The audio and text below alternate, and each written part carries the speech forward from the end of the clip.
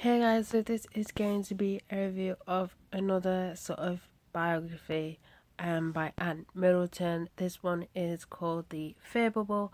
So you're probably wondering how can you do so many biographies in one? So obviously his first book he did was like a full on like biography of his time in the army, out the army. This one is more on one particular event that happened in which he participated in, which was climbing Mount Everest.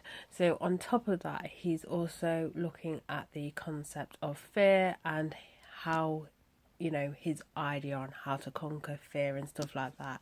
And he picks up moments from that event that happens to sort of like compare them to the different types of fear, including other people as well.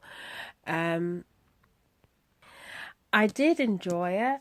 It was an interesting read. Also, what was chucked in here as well, not chucked in, but what was written in here is obviously um, people like contacting him and stuff like that of their like issues and stuff with fear.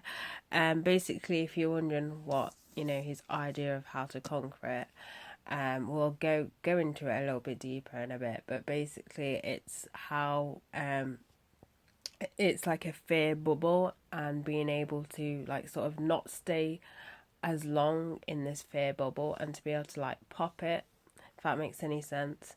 Obviously if you want to know more, just message him if you want to or read it or pick up the book. But that's the whole idea, is basically how you go from each fear bubble, not staying too long in that fear bubble, because fear drains you and stuff, and to be able to like pop it and move on to each bubble and conquer it, if that makes any sense.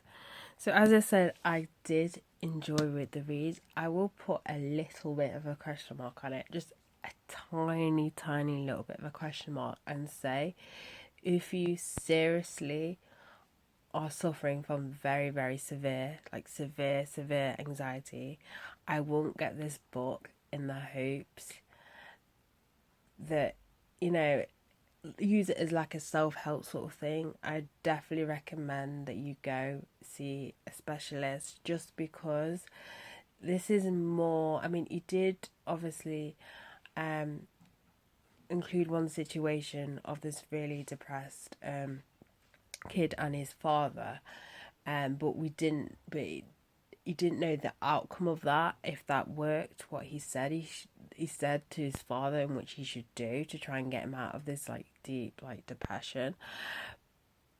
But so there's that. But I definitely, it's more one of those things where you're not fearing fear all the time, so your anxiety isn't too far. So it could be like a situation like one of them was like an exam or something like that, or a situation you were doing, not necessarily count climbing Mount Everest, but doing something that you normally wouldn't do, that sort of like fear and stuff. I definitely would recommend it if you've got severe anxiety, even though he does say in this book if you follow those things, it's still kind of a question mark. But then again, that could just be me kind of doubting it, um just because I've like similar issues, not necessarily to a higher extent, to a severe extent. It's one of those things where I'd probably look at it and give this fear bubble a go. But as I said, it's not necessarily would recommend it for people who are at that top level of like really deep, really deep depression or anxiety. I suggest you get more help, which I feel that he should have probably stated it in this book.